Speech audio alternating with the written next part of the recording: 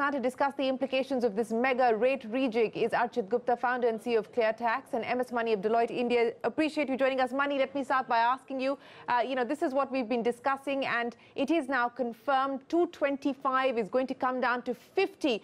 What I was given to understand is that the Fitment Committee had recommended bringing that down to 62, and the council deciding to go even further down to 50. So this is massive.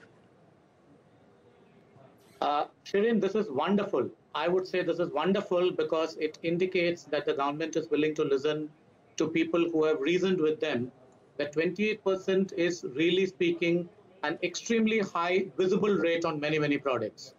And all along when the GST discussions were going on 6 months back, we were told repeatedly that the 28% rate would be kept reserved only for sin goods and luxurious goods. But in the fitment process, I believe inadvertently many other products crept in. So if they are bringing this down to a low threshold of 18%, which is where finally someday GST in India should settle down. If they are bringing it down, I think it is wonderful news. As far as the 20,000 crore revenue loss that you mentioned, I wouldn't be too worried about it because I'm sure this will be a very short-term phenomena. With the expansion of the tax base and better compliance, I'm sure the revenue collections will pick up very, very quickly. All right, so you believe that that will be offset by an expansion of the tax base. But Archit, let me come to you now. In the 50 items that will be left under the 28% slab, of course, the sin goods are there, whether it's tobacco, pan masala, cigarettes, aerated drinks, and so on and so forth, and luxury goods. So cars, auto parts, some consumer durables will continue to be there.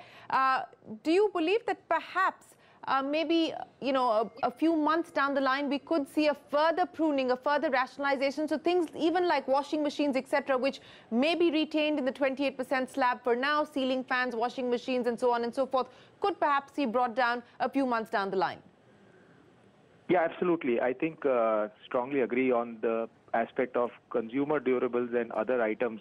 Moving further down from the 28% is possible because fundamentally, as Mani also mentioned, right, like the agenda was luxury and sin. So like my sense is aerated drinks, tobacco, etc. remaining in the 28% slab is the likely event. And as compliance goes up, the shortfall should come down. So fundamentally, it becomes about like the visible tax pressure, right? Like the Fitment Committee originally probably decided 28%, adding up excise and VAT.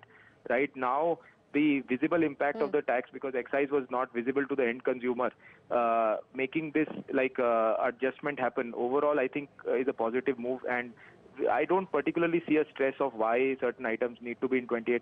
18% is a good enough slab. Yeah.